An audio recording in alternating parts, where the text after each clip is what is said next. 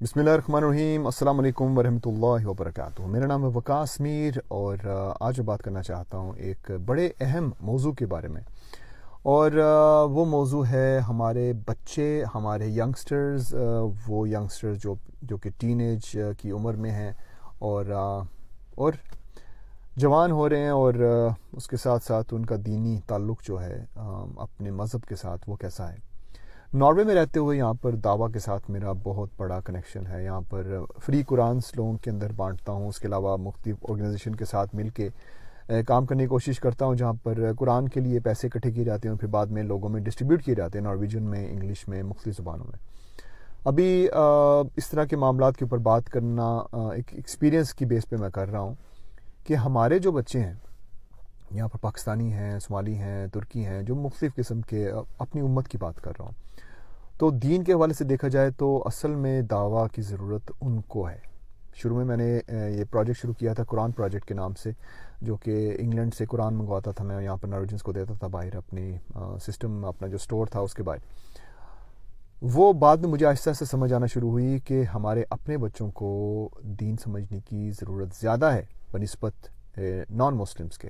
उनको भी देते हैं, लेकिन मेरे माइंड में एक ख़्याल आया कि अगर ये सिलसिला इस तरह चलता रहा तो अल्लाह न करे आने वाली जनरेशन्स में काफ़ी ज़्यादा चांसेस हाई हैं इस चीज़ के कि हमारे बच्चे जो हैं वो हमारी उम्मत के जो बच्चे हैं, अल्लाह न करे, एक बार मैं फिर कह रहा हूँ, अल्लाह न करे कि वो दीन से निकलते चले जा रहे हैं, निकलते चले जाएंगे अगर उनके ऊपर मेहनत ना हुई तो। मसाजिद में मैं देखता हूँ मुख्तलिफ एथनिसिटी, मुख्तलिफ बैकग्राउंड के लोग जो हैं, आपको वही लोग नज़र आएंगे, लेकिन उनके साथ बच्चे नहीं उनके होते हैं। उसके अलावा आप देख सकते हैं कि अगर वो सारा दिन मस्जिद में होते हैं तो बच्चों को वक्त कब देते होंगे, बच्चों के साथ कब नमाज पढ़ते होंगे, बच्चों का कुरान कब सुनते होंगे, कब ये पूछते होंगे बेटा आप कैसे हैं, स्कूल में कुछ हुआ, कुछ नहीं हुआ, दोस्त कैसे हैं, कहाँ जाते हैं, कहाँ नहीं जाते।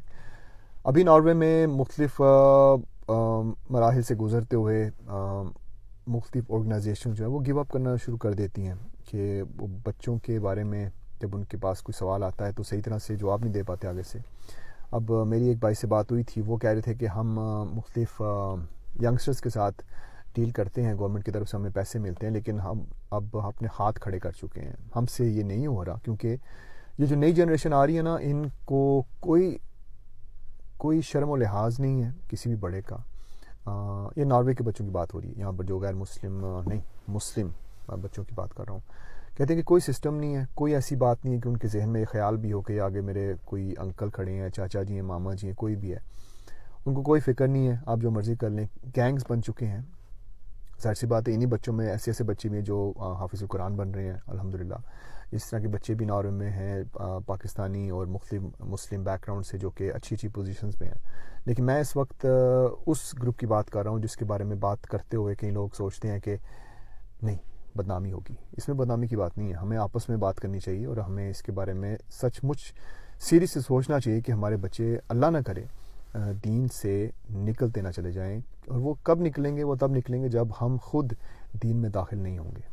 अब कई बंदे हैं जो कि बच्चों को मस्जिद छोड़ने आते हैं, खड़े बाहर होते हैं, क्योंकि पार्किंग के पैसे जो हैं वो ना पड़ जाए कहीं। अगर आप बच्चे को लेने आए हैं, नमाज का टाइम है, तो आप नमाज साथ पढ़ें उसके। बच्चे के ज़हन में तो ये होगा ना कि अब्बा जी के लिए 20-25 करोड़ जो नॉर्वे की करेंसी है वो ज़्यादा इंपॉर्टेंट है, बजाय इसके कि वो नमाज जो कि उनको कज़ा पढ़नी पड़ेगी अगर पढ़ते हैं तो ये चीज़ हमें सोचनी चाहिए। और दूसरी तरफ ये कि अगर आप अपने बच्चों को वक्त नहीं देंगे तो बच्चे जो हैं उनको कोई और वक्त देगा बाहर। उनको जब कोई और वक्त देगा तो वो वक्त वैसा नहीं होगा जैसा कि आप चाहते हैं कि उनको मिले।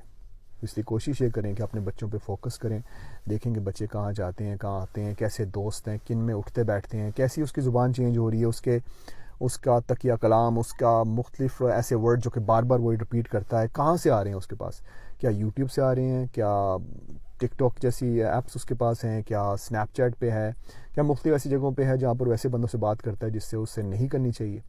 कोई भी बंदा, कोई भी बच्चा, आपके अगर बेटे का दोस्त है या बेटी का दोस्त है, कोई सहेली है, कोई भी ऐसा बंदा जिसको आप अपने घर में इनवाइट नहीं करना चाहते ना, कि आपके घर में, आपके ड्राइंग रूम में बैठ के आपके बच्चे के साथ खेल सके, बातें कर सके, वो बंदा अगर आपके बच्चे के कॉन्टैक्ट्स में है, फेसबुक पे है, मुख्तलिफ जगहों पे है, तो इट्स द सेम थिंग।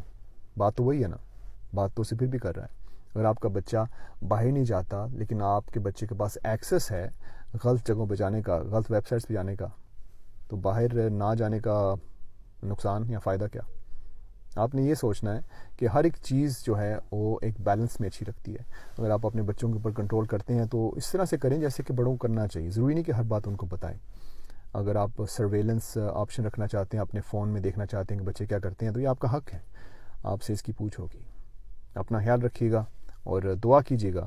ہم جو باہر کے ممالک میں رہ رہے ہیں، ہمارا تو ظاہر سی ہماری سچویشن ہی ہو رہا ہے، کیونکہ یہاں پر اسلام جو ہے غالب نہیں ہے ابھی، لیکن پاکستان جو کہ بنا ہی اسلام کے نام پہ ہے، وہاں پر جو حال ہو رہا ہے وہ بھی میں دیکھتا ہوں مختلف جگہوں پہ۔ ابھی کچھ عرصے پہلے ایک پاکستان کے ایک شہر پشاور میں، وہاں پر ایک کانسرٹ جو ہے اس کا کلپ وائرل ہوا تھا۔